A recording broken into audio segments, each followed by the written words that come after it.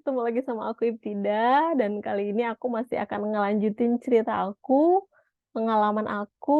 berbagi pengalaman aku saat aku mendapatkan kesempatan buat ikut SM3T dan kebetulan ditempatkan di Kabupaten Kupang. Nah, tapi yang akan aku ceritakan ini kejadiannya bukan di Kupang, teman-teman. Oh, nggak hanya di Kupang, nggak hanya di Kupang. So, di video tadi malam, aku kan sempat bilang kalau ketika di Kupang, ketika aku ikut SM3T itu, untuk pertama kalinya juga aku merasakan bisa jalan-jalan ke Pulau Flores. Flores itu pulau ya? Iya, ke Flores. Dan kita mengunjungi salah satu tempat wisata yang ikonik di sana, yang cukup terkenal, yang dulunya cuma bisa aku lihat di lembaran uang kertas 5 ribuan saat aku kecil. Mungkin teman-teman bisa menebak ya. Betul, Danau Kelimutu. Akhirnya gitu ya, ada kesempatan datang aku bisa melihat dengan mata kepala aku sendiri Danau Kelimutu itu seperti apa. Ada 3 danau, ada tiga danau ya, ada 3 kawah, terus ada 3 jenis warna yang berbeda pula. Benar-benar seperti yang digambarkan di mata uang kertas uang 5 ribuan kalau nggak salah saat aku kecil. Itu an amazing journey sampai akhirnya aku bisa ke sana. Nah, kok bisa sih dari Kupang pergi ke Flores? Gimana anak-anak di sekolah? Ninggalin kegiatan di sekolah nggak? Jawabannya tentu tidak. So, background story-nya tuh gini teman-teman. Ketika aku di Kupang, saat mendekati hari raya Natal, hari raya teman-teman Nasrani gitu kan? Bukan hari raya, hari besar ya, sorry. Maaf kalau salah ya. Jadi pas bulan Desember ketika rekan-rekan yang beragama Nasrani merayakan hari Natal, libur di sana itu cukup panjang, teman-teman. Dan kita-kita yang tidak merayakan hari besar tersebut juga diperkenankan untuk libur karena anak-anak dan para guru yang lain yang merayakan kan harus merayakannya dengan hikmat gitu ya. Jadinya teman-teman guru yang lain yang seperti kita yang tidak merayakan, kita juga dikasih kesempatan untuk libur. Dan ketika itu kita akhirnya memutuskan untuk ya udah yuk kita ke kota deh gitu. Setelah sekian lama di Amphoang Timur gitu, kita akhirnya memutuskan untuk pergi ke kota Kupang. Nah, pas kita di kota Kupang, aku sempat ngobrol nih sama temenku yang lain yang kebetulan aku baru tahu gitu kalau dia juga ikut SM3T. So, temanku ini dulu teman sekolah SMP dan ketika aku di Kupang, kita chat gitu ya, kita ngobrol via chat dan kita akhirnya baru tahu satu sama lain kalau kita sama-sama ikut SM3T. Hanya aku ditempatin di Kupang dan dia ditempatin di Flores. Di ND lebih tepatnya. Di ND. Dia ditempatin di ND, aku ditempatin di Kabupaten Kupang. Terus akhirnya kita ngobrol-ngobrol-ngobrol, terus tercetuslah rencana gitu. Gimana kalau lu jalan-jalan ke Flores aja, kata dia. So, aku mikir, wah bisa juga nih. Aku belum pernah ke Flores dan kebetulan ini lagi libur panjang. Terus akhirnya aku ngobrol sama temenku yang lain gitu, yang 2 orang memutuskan gak ikut karena ada kegiatan lain. Akhirnya aku pergi bersama temen aku ngajar di SMP bersama Gofur dan kita nggak hanya pergi berdua. Akhirnya kita pergi dengan 4 teman kami yang lain yang sama-sama ditempatin di Kupang gitu. Karena ketika kita kalkulasikan gitu ya, untuk kita berangkat dari Kupang sampai Flores, terus kita stay di sana beberapa hari, sampai kita pulang lagi ke Kupang itu masih cukup lah ada spare waktu untuk kita menyiapkan diri dulu sebelum akhirnya kita nanti balik lagi ke Amphoang setelah teman-teman yang lain selesai libur untuk perayaan Hari Natal sama perayaan Tahun Baru. So, kita memutuskan untuk jalan akhirnya ke Flores. Dan perjalanan dari Kupang ke Flores, kita waktu itu mengendarai bahasanya. Kita pergi ke Flores dari Kupang waktu itu dengan ferry.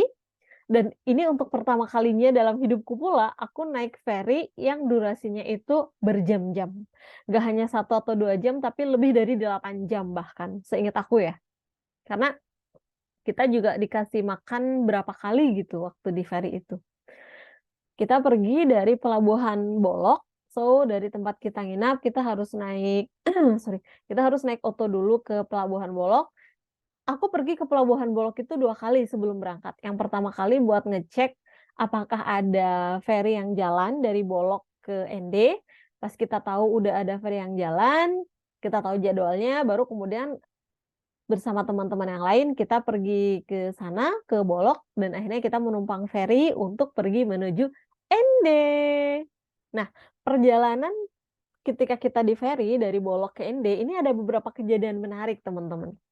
Yang sorry, yang aku rasa layak untuk aku ceritain. Karena cukup menarik sih dan ya berkesan gitu buat aku. Yang pertama, saat itu kan kita naik kapal feri dari Kupang ke ND karena kita pergi saat itu posisinya kita adalah guru SM3T, akhirnya kita memutuskan untuk pergi dengan atribut SM3T. So, buat jaga-jaga, just in case ada hal-hal yang tidak diinginkan terjadi, paling nggak orang-orang bisa identify kalau kita ini adalah guru SM3T. Jadi nanti, naudzubillah min dzaliknya ya, kalau ada apa-apa, pengurusannya itu, ya kalau misal ada kecelakaan atau apa gitu ya, naudzubillah min dzalik, ada identifier lah kalau kita itu adalah guru SM3T dan itu ya buat jaga-jaga aja gitu. Akhirnya kita ke sana, ada yang pakai kaos seragam SM3T yang warnanya putih, ada yang pakai jaket gitu. Nah, melihat kostum kami yang mirip satu sama lain, para penumpang-penumpang yang lain itu mengira kita ini adalah para perawat dan dokter yang dikirim dari Jawa buat ke Flores.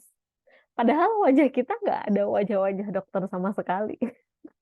Tapi beliau-beliau awalnya mengira sebelum kita ngobrol lebih jauh gitu ya, pas kita saling sapa dengan penumpang yang lain, beliau itu mengira bahwa kita perawat dan dokter. Tapi setelah kita ngobrol, kita ceritakan, kita jelaskan bahwa, "Oh bukan Bapak, Mama, kita bukan dokter, kita bukan perawat, tapi kita guru-guru yang dikirim dari Jawa. Kebetulan dikirimnya ke Kupang, tapi karena ini sedang liburan, jadi kami pesiar ke Flores," gitu. Tapi ini cukup menarik sih. Ketika kita dianggap sebagai perawat atau dokter. Dikira, bukan dianggap, dikira perawat atau dokter. Itu kejadian menarik pertama. Kejadian menarik yang kedua adalah pas lagi perjalanan dari Bolok ke OND, itu ternyata salah satu penumpang di kapal itu ada yang sedang hamil cukup besar ya. Aku lupa udah berapa bulan beliau mengandung, tapi pas lagi masa perjalanan itu di tengah-tengah perjalanan sebenarnya udah agak deket ke ND ya, udah agak deket ke ND kalau nggak salah waktu itu. Iya ya, pokoknya sudah banyak bagian perjalanan yang kita lewati, si ibu tersebut itu merasakan kontraksi dan akhirnya mau melahirkan gitu. Sedangkan di situ nggak ada dokter dan ada petugas kapal, tapi juga kan beliau bukan dokter yang biasa ngebantu pasien untuk melahirkan gitu ya. Tapi ya gimana, harus dibantu biar proses persalinannya lancar. Paling enggak kita ngebantu sampai bayinya keluar, terus dipotong tali pusarnya gitu kan. Di apa ya, dirawat gitulah ya setelah persalinan secara darurat sebelum akhirnya nanti mendarat dan bisa dibawa ke rumah sakit atau puskesmas gitu.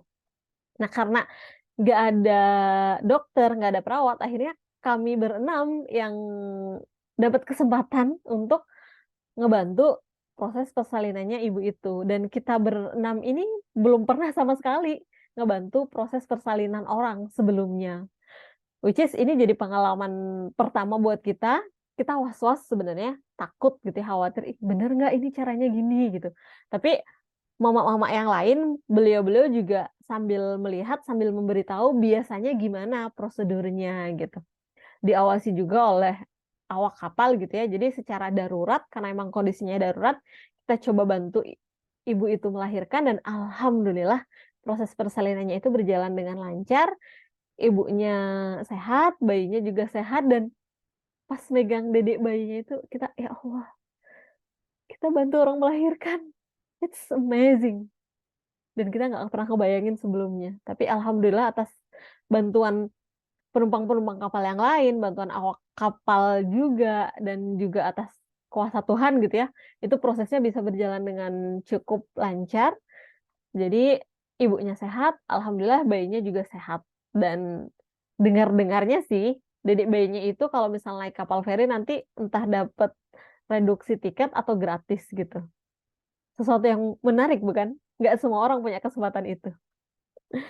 Itu hal kedua ya, hal menarik kedua yang kita rasakan ketika kita naik kapal dari Kupang ke ND gitu. Nah, yang ketiga ini yang spesial teman-teman. Sebentar, aku pengen bersin. Oke, nggak jadi ternyata. Terima kasih. Pas kita di kapal, kita melihat pemandangan yang bagus banget. Lautnya yang jernih, airnya biru gitu kan. Terus pas udah mendekati ND, kita udah mau bersandar gitu ya. Sampai pulaunya itu dilihat dari kapal tuh bagus banget, hijau gitu. Rasanya tuh kayak setelah menempuh perjalanan di kapal cukup lama, terus ngelihat ada daratan itu bahagia banget gitu. Itu pengalaman yang sangat berkesan sih buat aku. 3 hal itu ketika perjalanan dari Kupang menuju ND. Dan tibalah kita di ND. Di ND kita nebeng di posko teman-teman yang ditempatkan di ND saat itu.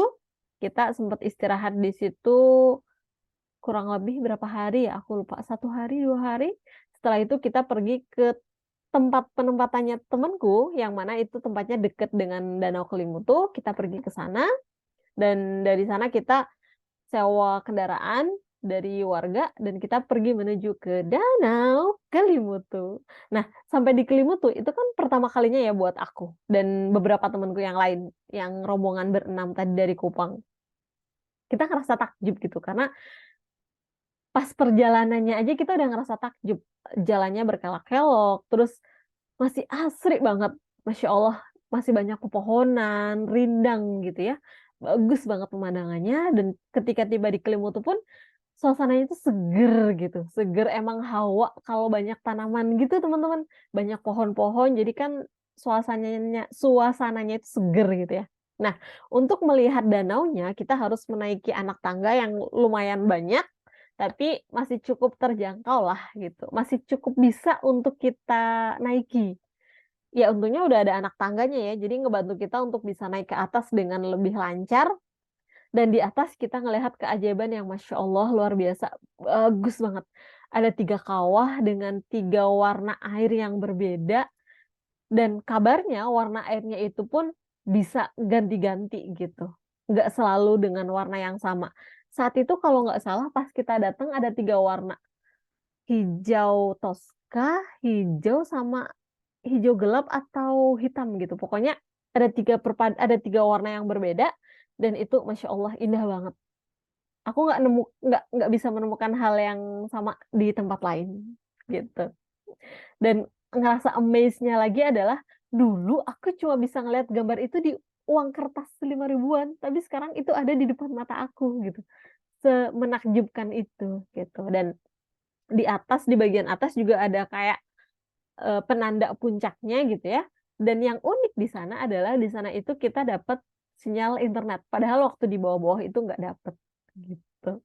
Kita cukup lama menikmati keindahan Danau Kelimutu, terus akhirnya kita turun lagi ke bawah dan kita pergi main ke pantai. Cuman sayangnya aku lupa nama pantainya apa teman-teman. That's my bad. Tidak mendokumentasikan perjalananku dengan cukup apik saat itu ya.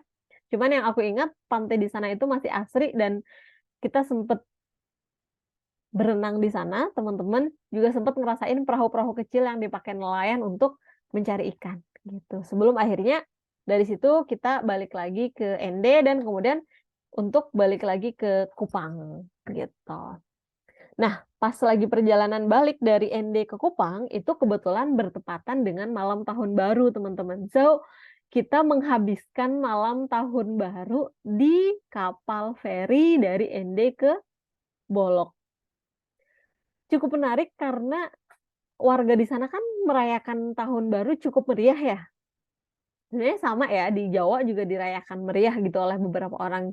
Hanya buat aku pribadi, aku memang bukan tipikal orang yang merayakan tahun baru dengan semeriah itu gitu. Tapi ketika di kapal, pas pergantian tahunnya itu memang dirayakan cukup meriah dan cukup menyenangkan gitu melihat sukacita orang-orang menyambut tahun baru di kapal feri. Which is aku nggak tahu apakah one day bisa merasakan pengalaman yang sama lagi atau enggak. Jadi memori itu sangat berkesan buatku, gimana I spend malam pergantian tahun bersama teman-teman aku, setelah kita perjalanan dari ND itu, bersama juga warga-warga yang sedang menikmati perjalanan dari ND menuju Kupang di atas kapal feri. Nah, sesampainya kita di Pelabuhan Bolok, itu tuh kan dini hari ya. Kita udah ngerayain malam pergantian tahun di kapal, terus pas kita sampai Bolok itu udah dini hari, yang mana nggak ada angkot dong. Jadi kita nggak bisa balik ke kota saat itu. Terus kita bingung, kita mau gimana? Masa iya mau nginep di kapal kan nggak mungkin ya. Terus kita akhirnya memutuskan pergi keluar dari pelabuhan, ya kita coba jalan deh. Toh kita berenam, kalau misalnya kenapa-napa juga kita berenam gitu. Jadi kita saling melindungi. Nah, waktu itu nggak lama dari pelabuhan itu ada pos polisi. Pos polisi, ya Bolok ya, pos polisi di situ. Terus akhirnya kita memberanikan diri untuk mengetuk pintunya, dan memang ada polisi yang jaga juga sih waktu itu. Mengetuk pintu pos polisi itu, kita minta izin buat istirahat di situ setidaknya sampai pagi hari matahari terbit, supaya kalau kita mau melanjutkan jalan kaki kita ya sudah lebih terang gitu. Harapannya situasinya bisa lebih aman dan kita bisa pulang dengan selamat gitu. Terus akhirnya sama bapak-bapak polisi yang di situ kita sangat disambut dengan baik. Kita dipersilakan untuk istirahat, dipersilakan untuk bersih-bersih juga, buat istirahat dan bersih-bersih di situ. Yang laki-laki diperkenankan buat istirahat di teras karena kan posnya itu nggak terlalu besar gitu ya. Sedangkan yang perempuan kita bertiga dipersilakan untuk istirahat di dalam.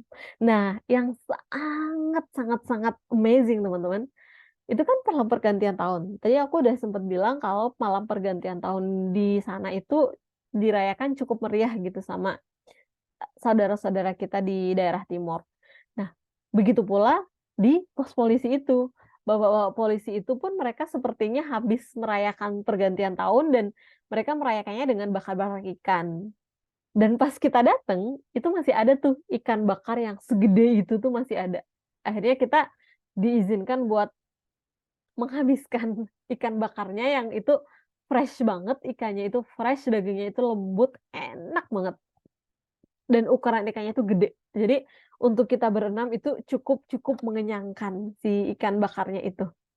Kita ngerasa bersyukur banget karena kita nggak hanya dikasih tumpangan buat istirahat, menginap, sambil menunggu matahari terbit, kita juga dikasih asupan makanan yang mana saat itu memang kita kondisinya lapar. Kan habis turun dari kapal ya, kita belum makan apa-apa lagi. Udah lapar, capek, butuh tempat untuk berteduh dan tada! Ada pos polisi dan alhamdulillahnya bapak-bapak polisinya menyambut dengan ramah serta mengizinkan kami untuk istirahat di situ. Kita ngerasa bersyukur banget dan kita ngerasa berterima kasih banget sama bapak polisi yang di situ. Sampai akhirnya pagi hari menjelang, udah cukup terang untuk kita melanjutkan perjalanan balik ke kota.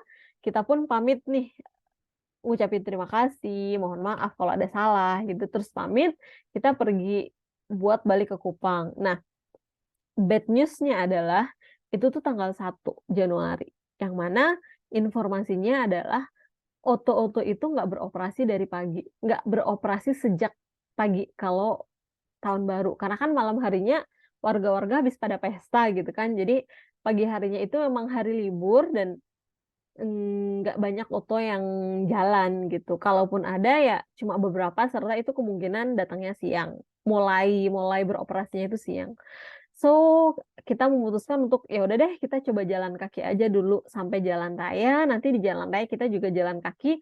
Siapa tahu pas kita di jalan raya nanti ketemu sama kendaraan yang berkenan untuk memberikan kita tumpangan gitu. Dan kita jalan cukup jauh seingat aku sampai akhirnya ada mobil pick up yang lewat. Awalnya Aku lupa deh, mobil pick up-nya itu menawarkan bantuan ke kita atau kita yang minta. Seingat aku sih kita minta ya, kita minta bantuan dan pemilik kendaraannya yang nyetir gitu, ngizinin kami buat naik pick up-nya, bahkan nggak hanya kita dianterin ke daerah di dekat terminal Kupang ya, di kota, kita juga dibawa ke di sana itu kayak warung Lamongan gitu, warung tenda gitu yang ternyata pagi hari itu buka gitu. Dan karena bapaknya tahu kita belum makan dan kita udah habis jalan kaki cukup jauh, jadi kita dibawa ke situ sama bapak pengendara mobil pick up-nya. Bapaknya bilang, "Ini makanan di warung tenda ini halal kok." Jadi karena bapaknya kan ngelihat kita berkerudung gitu ya, beliau juga tahu bahwa kita itu beragama Islam, jadi kita harus makan makanannya yang halal gitu. Jadi dibawalah kita ke warung tenda, seperti warung Lamongan kalau nggak salah ya, menunya juga kurang lebih sama, dibawa ke situ kita untuk makan, bayar sendiri-sendiri tapi. Cuman dengan bantuan beliau untuk ngebawa kita dari daerah sekitar Pelabuhan Bolok, meskipun ya udah cukup cukup jauh sih, udah ada berapa kilometer gitu jaraknya dari Pelabuhan Bolok, tapi untuk ke kotanya kan itu masih cukup jauh teman-teman. Itu jarak yang nggak dekat, dibantu untuk sampai situ aja kita udah sangat bersyukur, dibantu untuk sampai ke kota. Apalagi ini dibantunya tuh nggak hanya sampai daerah ramai aja, tapi kita juga dibantunya dibawa ke warung makan yang menyajikan makanan-makanan yang enak dan halal insya Allah gitu. Kita sangat berterima kasih banget sama bapaknya, terus kita akhirnya makan di situlah bareng-bareng berenam. Yang aku ingat saat itu adalah ada satu menu yang cukup berkesan buat aku karena rasanya enak banget, yaitu es buah. Es buah atau es campur gitu. Jadi disajikan di kayak mangkok, sorry, kayak mangkok kecil gitu yang biasalah mangkok es buah yang ada gagangnya di bawah, dan itu porsinya cukup besar serta rasanya tuh enak banget, seger. Itu menu yang aku inget sih, yang rasanya buat aku enak banget. Aku makan apa di sana aku lupa teman-teman, jadi aku nggak bisa ceritain. Tapi yang aku ingat ya tadi es es campur atau es buahnya itu enak. Sayangnya dulu aku nggak mendokumentasikan, jadi aku berbagi cerita ke teman-teman juga cuma yang aku inget-inget aja. Mudah-mudahan ingatanku cukup akurat dan mudah-mudahan dari apa yang aku ceritakan itu ada hal baik yang bisa dipetik. Sebenarnya banyak ya, kayak tadi, kita mau saling menolong ketika ada ibu-ibu yang melahirkan di kapal, nggak hanya satu hampir sat hampir nggak hampir semuanya ya, sebagian besar penumpang di kapal itu saling nge-support gitu untuk, "Ayo bisa yuk kita bantu," gitu. Sampai akhirnya proses persalinannya bisa berjalan dengan lancar. Terus ketika kita di Flores, kita juga ditolong sama teman-teman SM3T yang penempatan di sana, dikasih tempat untuk menginap, bahkan apa ya, diajak untuk jalan-jalan ke Kelimutu, ke pantai. Itu kan kalau orang yang nggak suka menolong, nggak akan terjadi tuh hal seperti itu, gitu. Selain itu juga pas kita di Bolok, itu kalau bapak polisinya enggak baik, nggak mau nolong, ya entah gimana kejadian kita, sampai ditolong sama bapak pengendara pickup tadi, dan akhirnya kita bisa sampai di kota Kupang dengan selamat setelah menikmati perjalanan yang mengesankan dari Bolok ke Ende, selama di Ende, di Pulau Flores sebagian gitu ya, terus pulang lagi ke Bolok, sampai akhirnya balik lagi ke kota Kupang.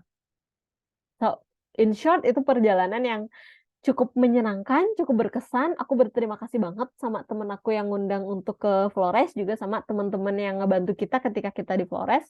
Serta terima kasih banget sama bapak polisi yang ngebantu kita dan ngasih kita tumpangan ketika kita kemalaman pas tiba di Pelabuhan Bolok, sama bapak pengendara pick up yang ngebantu kita untuk bisa menempuh perjalanan dengan nyaman sampai ke kota Kupang.